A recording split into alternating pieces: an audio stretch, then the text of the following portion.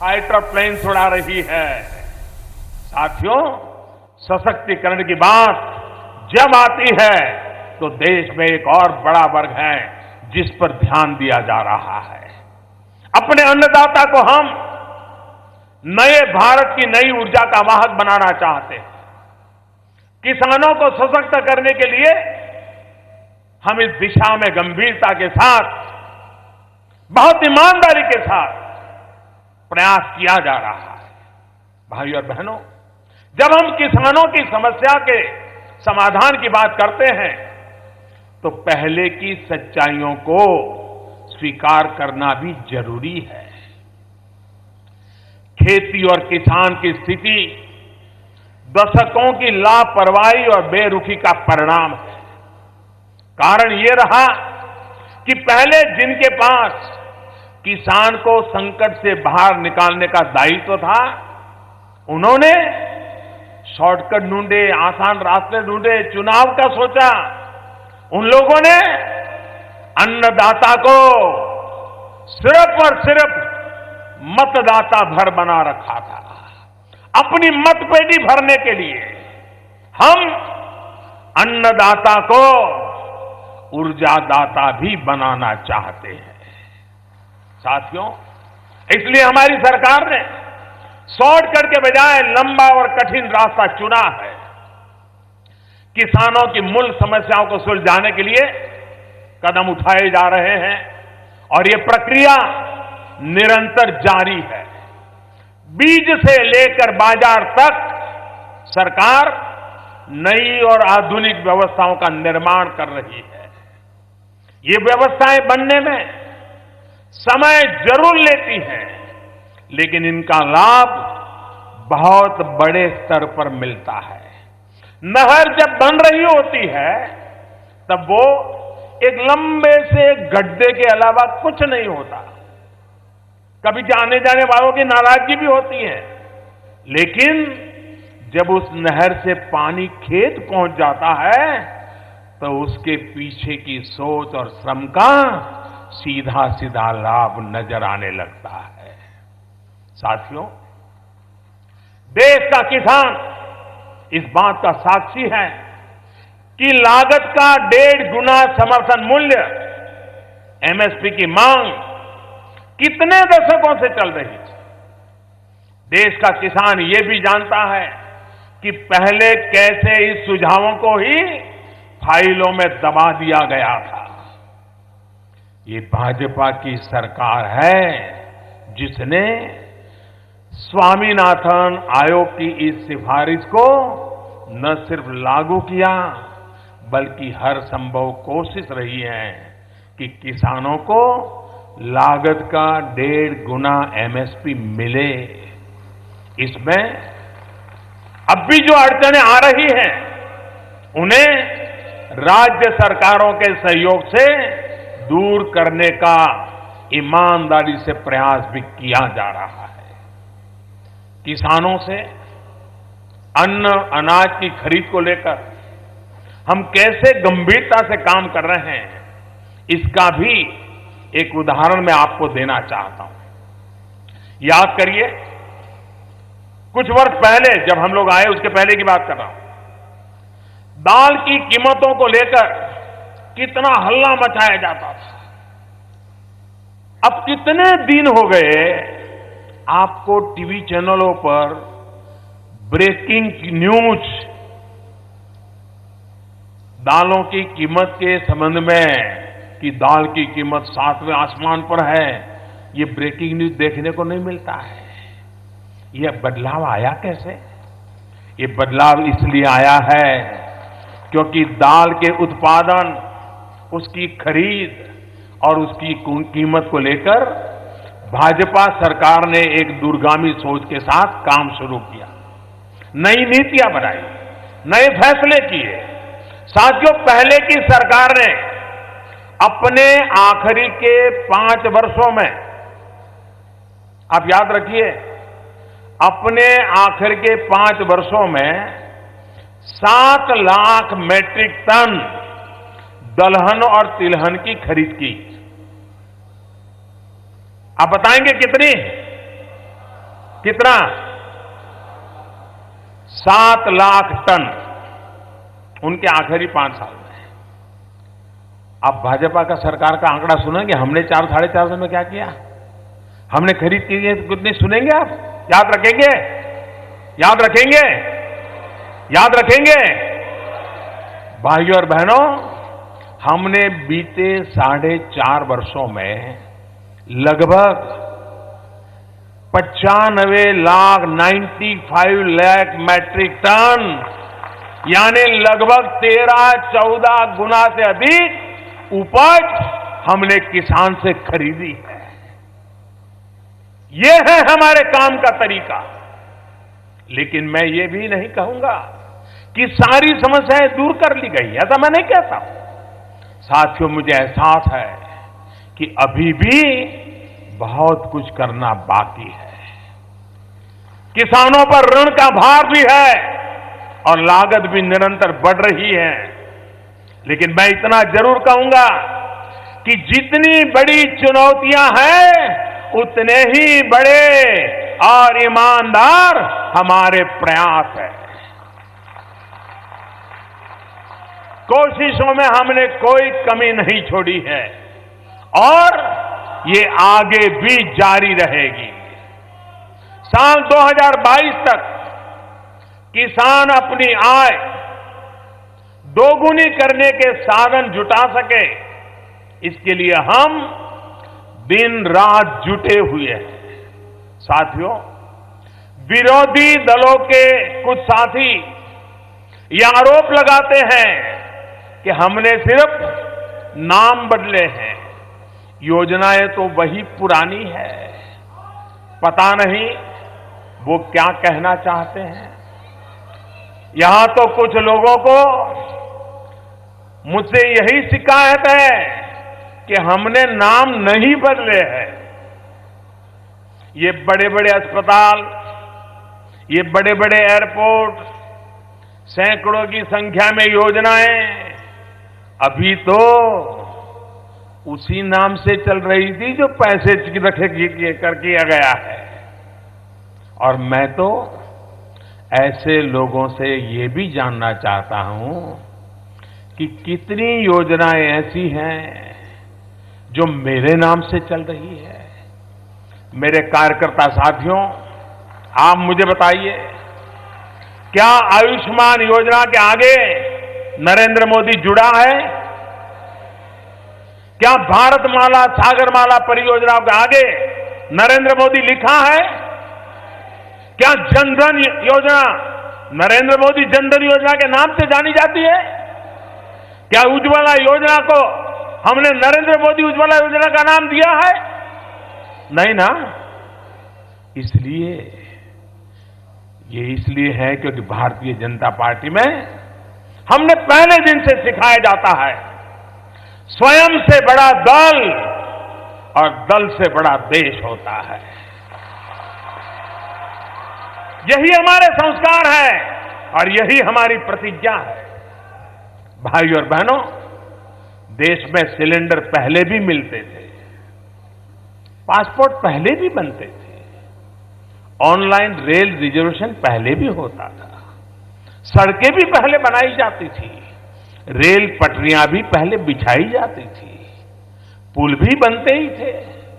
लेकिन 4 साल में इन्हीं सब कार्यों में जो गति भाजपा सरकार ने दी है, वह गति अभूतपूर्व है। लेकिन मैं ये दावा नहीं करता कि हमने सारे लक्ष्य हासिल कर लिए, सब कुछ कर लिया, ये मैं नहीं कहता हूं। अगर सब कुछ हासिल हो ही गया होता तो फिर मोदी की जरूरत ही क्या थी? मैं ये दावा नहीं करता कि मैंने सारी व्यवस्थाओं का कायाकल्प कर दिया है। हां, मैं ये जरूर दावा करता हूं और आज भी कर रहा हूं कि देश को आगे बढ़ाने में हमारी व्यवस्था में जो कमियां थी, उसे दूर करने का हमने बहुत ईमानदारी से प्रयास किया है। मैंने दिन रात एक करके प्रयास किया है कि देश के लोगों का जीवन और आसान बने, देश के वंचितों, पीड़ितों, शोषितों, गरीबों को उनका अधिकार मिले।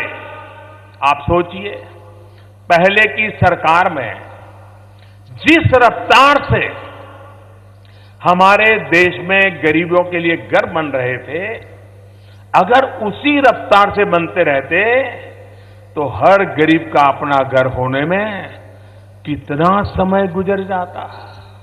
सोचिए कि जिस रफ्तार से पिछली परिवारवादी सरकार में हमारे गांवों तक बिजली पहुंच रही थी, अगर उसी रफ्तार से पहुंचती तो उन 18,000 से ज्यादा गांवों में रहने वालों को 10 साल और इंतजार करना पड़ता। जहां हमने बिजली पहुंचा दी है, सोचिए कि जिस रफ्तार से पहले के दलाली के युग में देश में शौचालय बन रहे थे, अगर वैसे ही बनते रहते तो हर घर में शौचालय होने में अगला दशक बीतने के बाद भी सवालिया निशान लटकता रहता।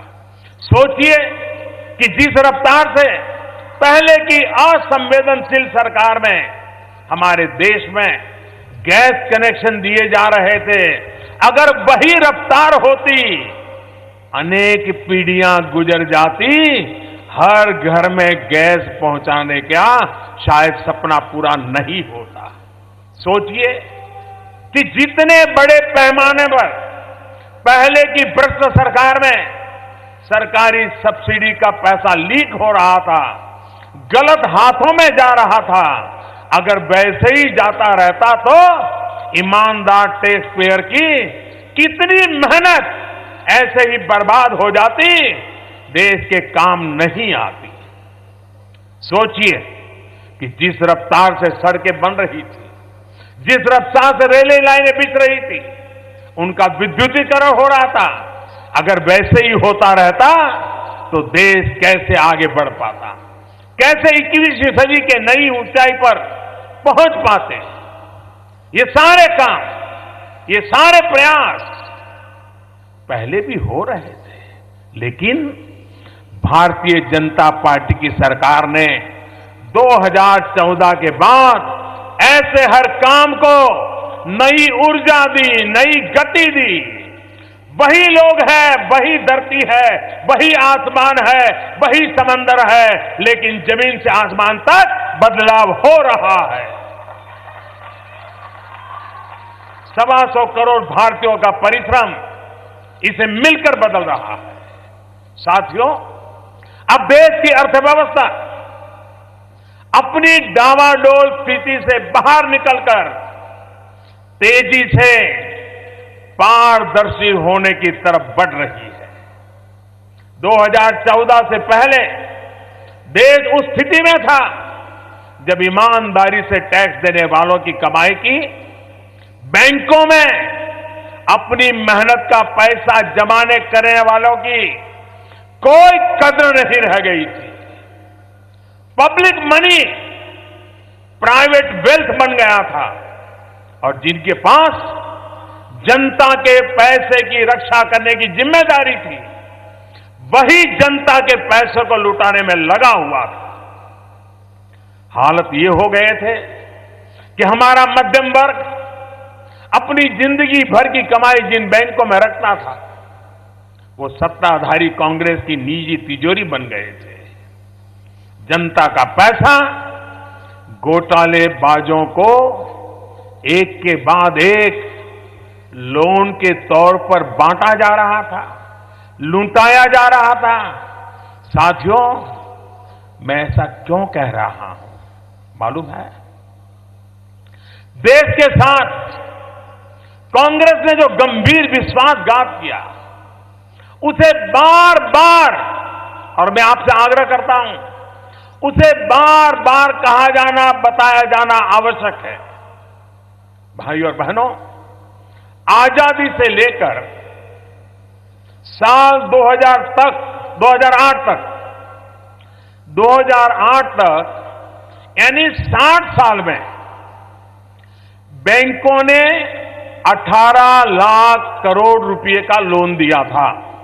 ये याद रखना आप, देश आजाद हुआ तब से लेकर के 2006 तक 18 लाख करोड़ रुपए का लोन दिया गया था।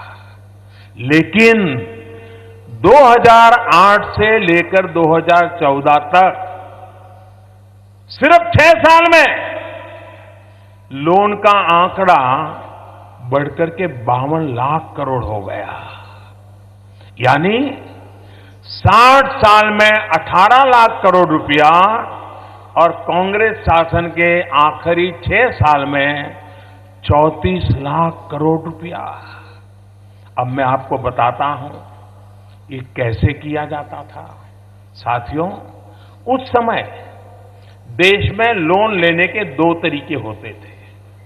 एक तरीका था कॉमन प्रोसेस, जिससे लोन मिलता था, और दूसरा तरीका था जिसे लोन मिलता था उसे कहते थे कांग्रेस प्रोसेस। भाइयों और बहनों, कॉमन प्रोसेस में आप बैंक से लोन मांगते थे, जबकि कांग्रेस प्रोसेस में बैंकों को मजबूर किया जाता था अपने घोटालेबाज दोस्तों को लोन देने के लिए। कॉमन प्रोसेस में आपको 10 या 20 लाख रुपए का लोन मिलता था, जिससे आप अपना घर बनाते थे, अपने बच्चों के लिए एजुकेशन लोन लेते थे। जबकि कांग्रेस प्रोसेस में सैकड़ों हजारों करोड़ का लोन सिर्फ एक फोन कॉल पर मिल जाया करता था। अगर आप कॉमन प्रोसेस से लोन मांगने बैंक जाते थे तो आपसे बैंक सवाल करता था, गारंटी के लिए आपसे दस्तावेज मांगता था। वहीं जो लोग कांग्रेस प्रोसेस और कांग्रेस की फोन बैंकिंग के जरिए लोन लेना चाहते थे, वो नामदार का एक फोन ही काफी था।